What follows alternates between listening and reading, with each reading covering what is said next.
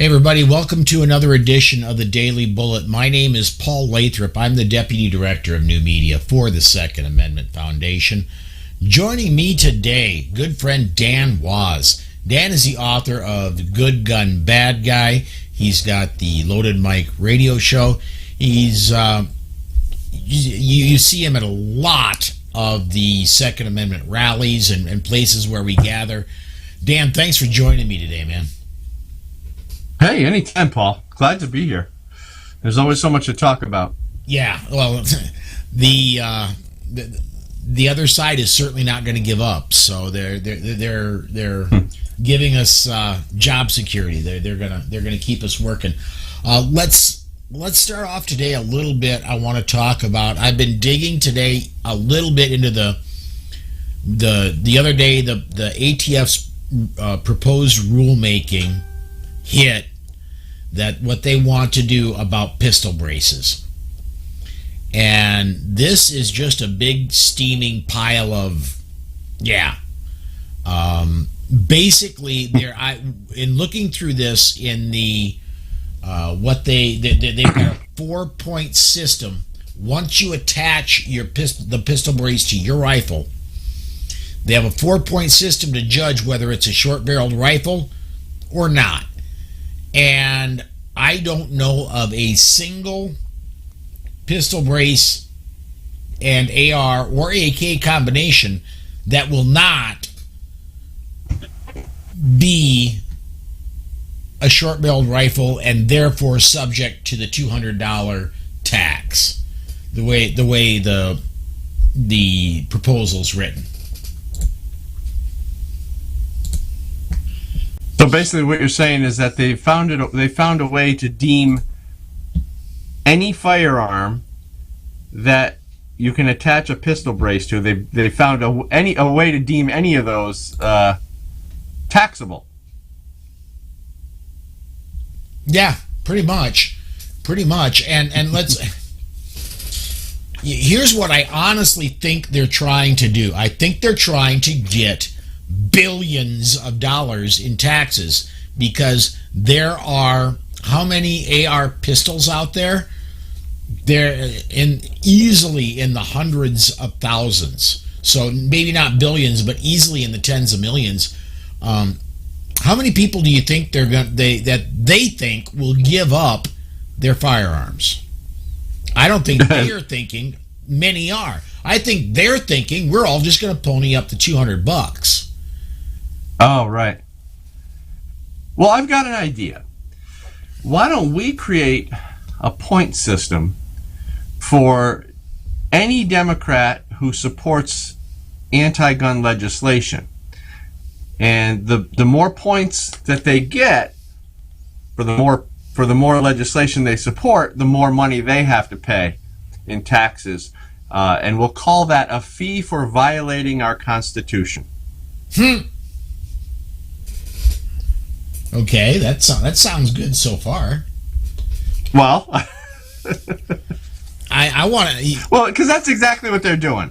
They're targeting a certain group of people, gun owners, which is a very large portion of our society, and they're imposing an unconstitutional tax, or they're trying to.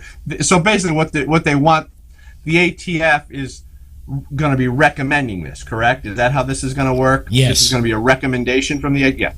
Yes. And you don't think by the way, Democrats they want David Chipman to be in charge of this ATF. Yeah. So the Democrats are basically encouraging the ATF to create this point system to target.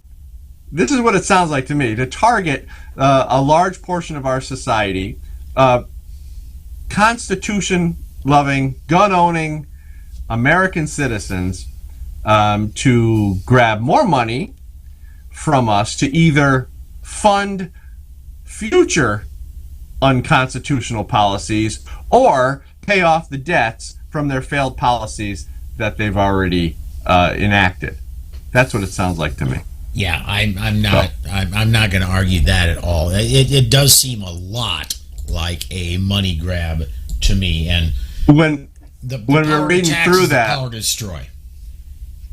Yeah, and after reading through some of the nonsense in that ATF proposal thing, it really just looks like just a bunch of steaming, you know what, like you said, and it's really, it looks to me like they're just trying to poke the bear, and they're trying to get as much money as possible to support their agenda, and you know, as always with these Democrats, like look at my governor Cuomo, always looking for more money, and look at Whitmer, and look at Newsom.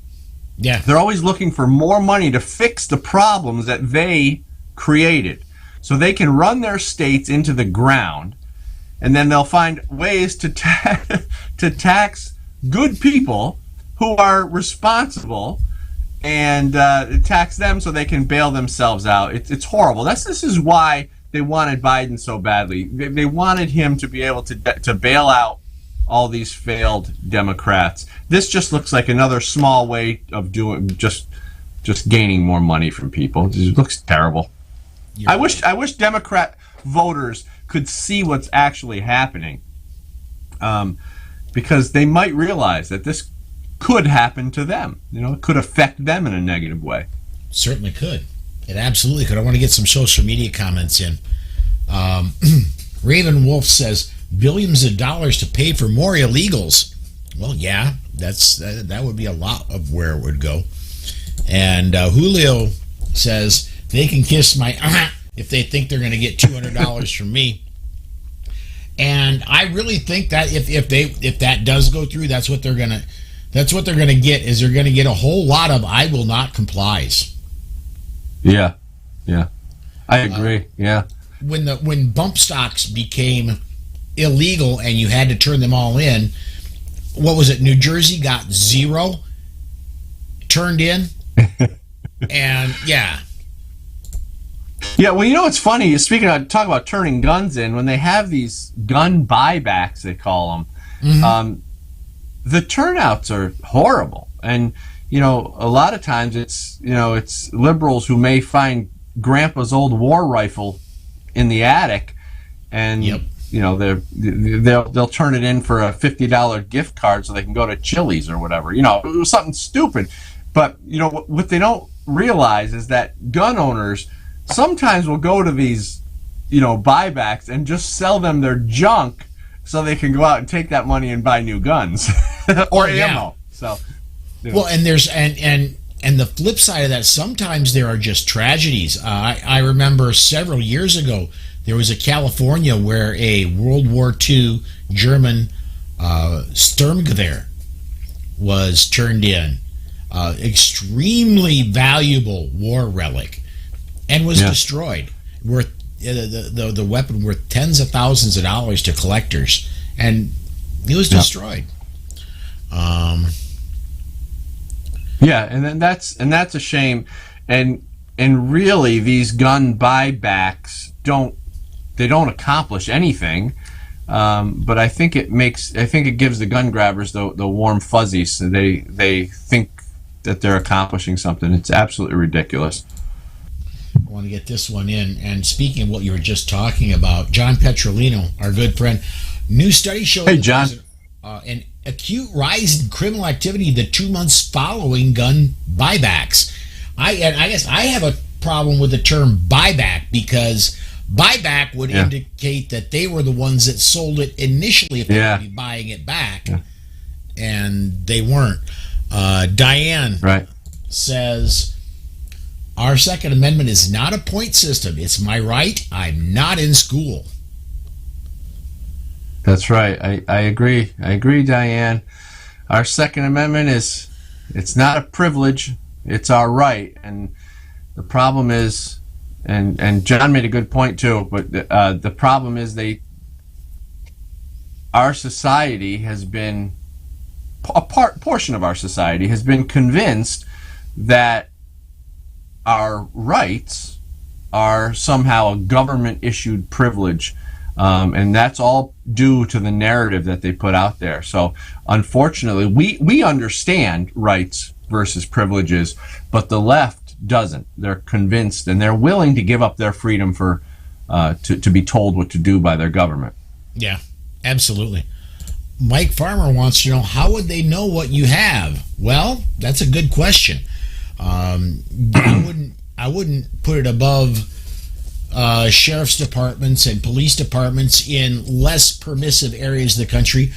New York and New Jersey, was that external? Showing up at the range? I could see that happening. And well, California Sheriff's Department, I forget what county it was, but they did put out a letter to their to their citizens, their residents, when they were doing passing some bill. I can't remember what it was, and they put out a letter stating that we know who you are, we know what you have, and just as a reminder to the people to turn in whatever it was they had to turn in, or pay for whatever they had to, or register whatever they. I can't quite remember what the bill was, but the point is that they do know who has the guns, who has, and they will use their what registries they have, they will use to their advantage, and we've already got proof of that. Yeah. Compensated confiscation. Yes, yep. That's exactly right, John. And Julio says, is buybacks illegal? Well, you're not supposed to sell to felons. So, is selling to, let's face it, we know there are felons that are in the House and the Senate. So, a case could be made. Yeah. And one more. Tony Novak says, they can't afford mine. Amen, man. All right, and then you were talking to me a little bit. What's before we went on the air, man? What's going on in Colorado? Colorado is interesting. They are really far left, radical over there. I can't believe it. There's a few bills. One bill, I just kind of brief. I know we're probably limited on time here, but SB still got 15 minutes, man. Okay. SB 21-256. It's a bill that basically encourages more gun-free zones, and they want as many gun-free zones as possible. These are, and as if they didn't learn from when Joe Biden introduced the Gun-Free School Zones Act in 1990, and we saw nearly twice as many school killings since Joe Biden introduced that bill. They want more in Colorado. And then there's HB 21-1298, which would extend the waiting period for further investigations to 60 days. Now, already, when the background check doesn't reveal the information that they're looking for, they have up to 30 days to figure it out. If they can't, if there's some kind of tarnish on the background check or whatever. So now they want to extend that to 60 days. So they want to keep you waiting as long as possible before you can get your firearm. And we know that that's deadly because we've seen it with Carol Bound, for one. She was a woman from New Jersey who had an abusive spouse, and he ended up killing her, stabbing her on the 43rd day of her wait for her pistol. She was waiting for her pistol permit, and 43 days after she didn't. Not a carry permit, a purchase permit. Yeah.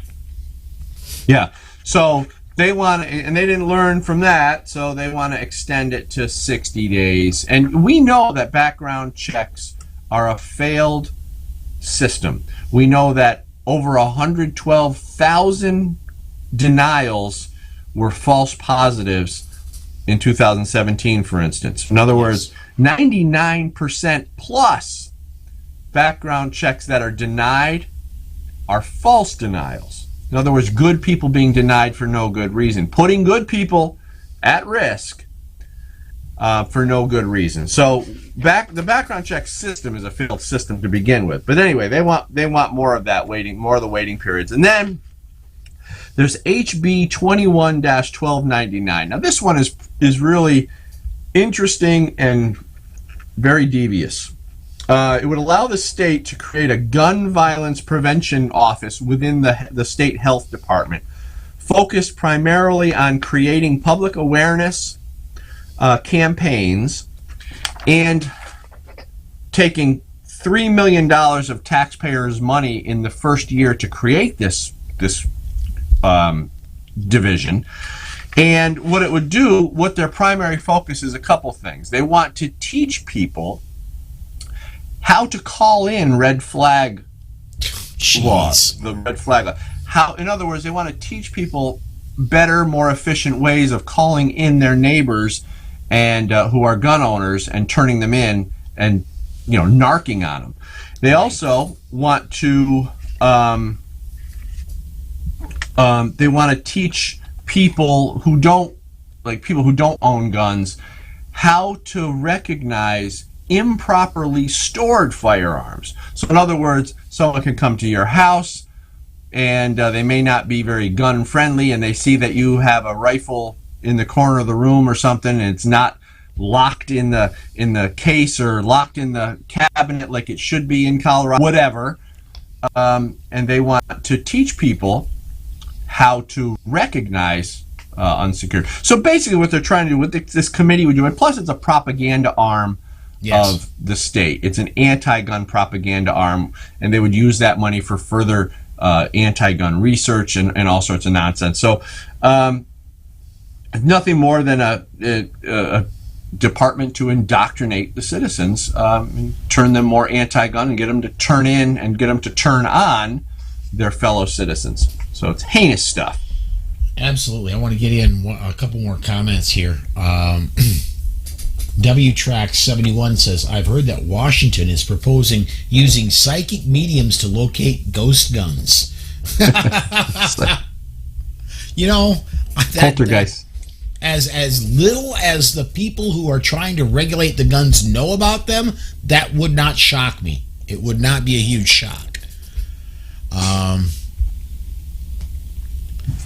Diane says the government should not be making money on the Second Amendment. It's called shall not be infringed, and the right to keep and bear arms. There was a ruling. It's illegal to have a poll tax. The government is not supposed to charge you for something that is your right.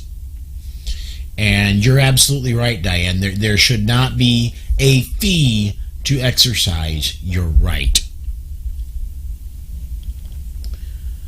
Let's see. A little bit of good news, Paul, if I may. Yes, sir. I think we're now up to 21 constitutional carry states. Is that correct? Texas, is it 20 yes. or 21? Okay. So that's some good news. There are states pushing back, unwilling to let the federal government violate the rights of their citizens. And there was a Supreme Court case, was it California? Supreme Court case that struck down the so-called assault weapons ban in California, saying that court, yeah. Was it? Okay, yes. And so that's right. Yes, I'm sorry. Yep, the federal judge, federal district. Yes. Shot down and said basically that the assault weapons ban, so-called assault weapons ban, was unconstitutional. Now, there's also he also gave them a 30-day stay so they could put together, have more time to put together their appeal. So I'm sure there will be appeal on that. But that's a little bit of good news. The California Attorney General has already said there will be an appeal, and we very much. Oh, he did. Okay. And where the appeal will go, the next step is the Ninth Circuit, and we know what to expect there. But I will guarantee you, after that, my boss will be taking the next step, which after the Ninth Circuit, of course, is the Supreme Court. And I was thinking of New York City, I think, which is why why I mentioned Supreme Court, because there is going to be a Supreme Court case against New York City. New York City, the Supreme Court will hear the case from the New York State Rifle and Pistol Association to basically to change this New York City may issue situation they have going on to a shall issue, and that could change a lot I think it could have a rippling effect across the country. I'm not sure how familiar people are with that, but it's pretty important. And that case will be heard in the fall. Yes, it'll be. The arguments are expected to be made in the fall. The oral arguments are expected in the fall. That NYSRA case, I honestly believe, if it falls the way I think it's going to fall, may issue in New York, New Jersey, Connecticut, Massachusetts, California, Hawaii, Puerto Rico, U.S. Virgin Islands, anywhere there is may issue is going to be, it's going to be turned to shall issue. I mean, I've had a brain injury. My crystal ball may be cracked, but that's the way I see things playing out over the next. I do too. We'll be getting the decision in sometime late spring, early summer next year. Yeah. I kind of see it the same way, and I think that once that happens, a lot of other jurisdictions will start suing. People will start suing their counties and cities if they have that sort of thing. So you'll probably start to see a lot of ripple effect, a lot of lawsuits, and I think a lot of may issues will just probably automatically change to shall issue, change their policies a little bit. Yeah. So one other thing I wanted to bring up is, and this just hit, I can't remember if it was yesterday or the day before, but this did hit this week recently, is the Second Amendment Foundation filed lawsuit in federal court against the state of Minnesota. Minnesota only issues carry permits to those 21 and above. And this is, I think, the third state that the SAF is sued, because if you're 18, you're an adult. If you're 19, 20 years old, you're an adult. There's no reason you can sign up to join the Army. You can go fight and die for your country. You should be able to get a concealed carry permit. Yeah, I don't see any reason why you shouldn't. If the government can use you to fight in war, and they should at least be able to honor that. It shouldn't even be a question. Again, this is, I always end up, we talk about this stuff, and then I think about it and I say, you know what, we're having these conversations about all these little things. We shouldn't even be having this conversation. The Second Amendment says shall not be infringed, right. But yet we find ourselves deep in the weeds discussing all the intricacies of all these bills and all these laws and all these restrictions. We shouldn't even be having these conversations. Unfortunately, Paul, that's what we end up doing, and it is important to keep up on it, but it's really frustrating when you really think about what that Second Amendment means and how it's been so violated. Well, and here, if you are 18, and one of the big pushes for the Democrats, they want to lower the voting age, the age where you can make decisions that will affect the future of the entire nation, to 16 years old. If you can make a decision that will affect the direction of the entire nation, I think you ought to be able to defend yourself. Yeah. Well, they want the best of both worlds, Democrats.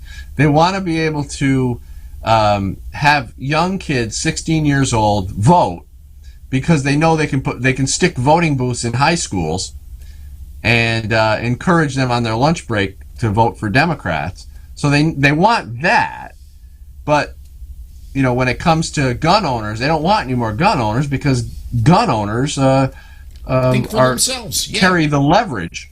Yeah, and they don't want the citizens to have any leverage over them. Our government's gotten way too big, and and we've given way too much leverage to our government. And as we can see with these gun regulations and gun restrictions and all this stuff, they like it. They like the leverage, and they're going to take every bit of it that they can. Amen. Well, we are coming up. We're right at the bottom of the hour, man. Dan, if I could, before we take off, could I have you plug your book series, bud? Sure. Thank you. Let's see. I got one right here. So people can find my books, Good Gun Bad Guy. Here's the first book, Good Gun Bad Guy. It's a 3-book series, and you can go to goodgunbadguy.net or goodgunbadguy.com, and we also have a show called The Loaded Mic, and we talk about a lot of Second Amendment issues and a lot of just basic news of the day kind of stuff. So thanks for the plug, Paul. I appreciate that. Absolutely. All right, folks. Well, we're at about the time we have for today. I want to encourage you, come back tomorrow at 5 p.m. Central Time. Tomorrow's guest will be Amanda Suffolcool. She'll be joining us again. I do not know what topics we'll have. It all depends on what's in the news of the day. But come join us again tomorrow for another Daily Bullet. Thanks for watching, everybody.